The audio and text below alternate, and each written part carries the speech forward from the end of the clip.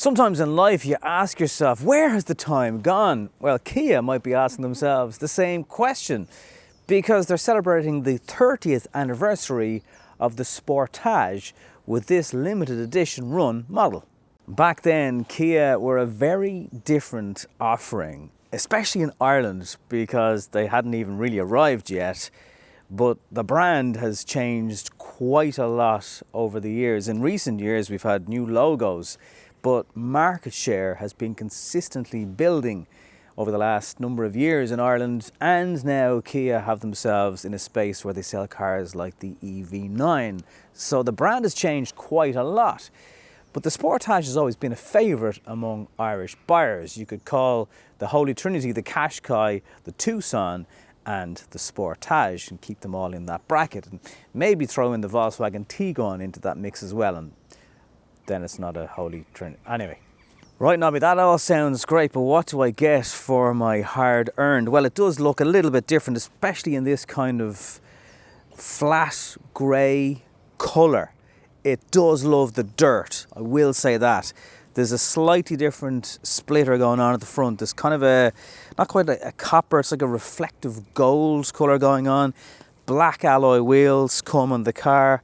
That's contrasted by black mirror housing and the sills along the side of the car.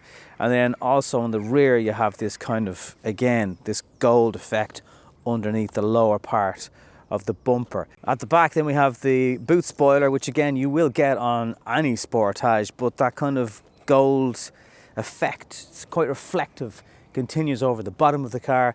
This is a plug-in hybrid, so you get a PHEV badge, the new Kia logo, very nice, slick looking rear lights, and there's a bit of black going on to break it up as well. It just looks like a slightly souped up Sportage from the outside. Does miss some perhaps red brake calipers just to add that sense of, oh, what's this? I should also say, don't be fooled by the exterior. It's still the same 1.6 plug-in hybrid setup, so it doesn't go any faster, but it's still nippy enough. And despite the fact that there's batteries going on the boot, that's fairly obvious, but the fact that there's really nothing going on here, it's still a very livable width boot.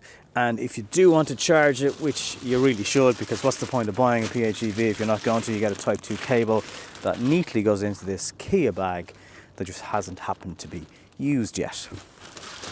And there's a flexible parcel shelf cover which comes in very handy when you want to keep prying scrot eyes out of your boot.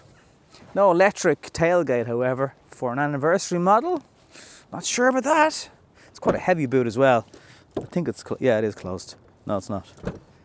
See what I mean?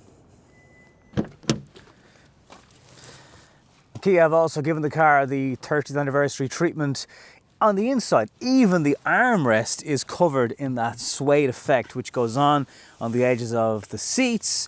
It has this kind of fake leather with a kind of a green colour inside. Still the clever USB-C charging ports. I do wonder if the back of these headrests looks like something out of Star Wars.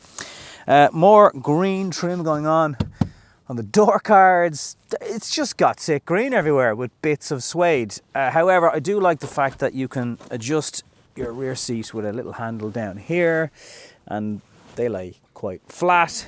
So if you want the storage option, and also you can adjust the angle of the rear seats as you can in lots of Kias. It's not specific to this anniversary model of the Sportage. To be fair to this version of the Sportage, it comes very, very well spec'd. You're essentially looking at a K4 type of setup. Even the seats in the back are heated. In the front, heated steering wheel and passenger and driver seats. Obviously, decent space for the cup holders. Your cameras on board are really, really high quality, very clear. It's very well built. The finishes of the different textures are really, really great. And there's certain parts of this car, I would happily take the parts out of them and stick them into an Audi, for example. Something else that I've noticed, it beeps and bongs an awful lot, perhaps even a little bit too much at times. But driving the EV9 recently, I've noticed how much I've missed this bar. It was digital and is digital in the Sportage, but it gives you the option of toggling between the climate and your media. And it's just always there. And I find they've almost taken a step backwards losing this system. It was really, really good. Something else that's frustrating, so you have USB-C charging and you have USB charging, but you've got to connect the USB into your device to use CarPlay. It's not wireless. There's also no wireless charger in this car, whereas some of the really official K4 spec would have that. The armrest also has this green effect, as do the driver's seat. So there's lots of suede and green and silver and chrome. Again, physical buttons on steering wheel. Kia never change, never change. Doesn't have the blind spot cameras that some higher spec Kias do, but this display is nice. When it rains, it has lovely little soft raindrops coming along. You have nav that works beautifully. You can set up charging and departure times. So if you plug this in and you come out to a frosty morning, you can have this car set that everything is de-iced and heated before you drive away on your journey. This center area is quite like all the other Kias, but again, it just has a few little splashes. Maybe, you know, something will be nice on the bottom of the steering wheel, again to remind you that this is a special version of the car. Anyway, let's have a quick summary of the anniversary version of Kia's Sportage. The Kia Sportage is still a relatively new model on Irish roads, so it's still got a bit of legs in the lifespan of the car, albeit perhaps another facelift in the life cycle of it. A 7-year warranty is pretty impressive. You gotta look at the fact that this car is touching on €50,000.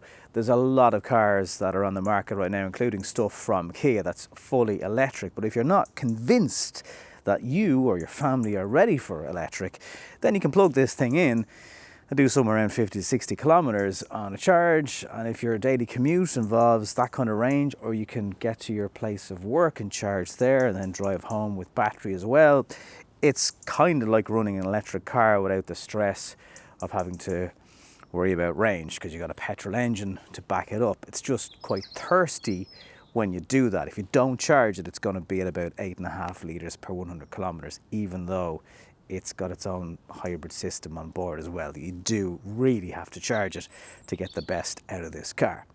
Looks smart though. Will it be worth anything else over a standard Sportage down the road? I don't really think so. Perhaps because it's got a little bit of extra spec. You know, it comes very well kitted out. Could get a few extra quid for that. But it's certainly a car that will do the job for your family.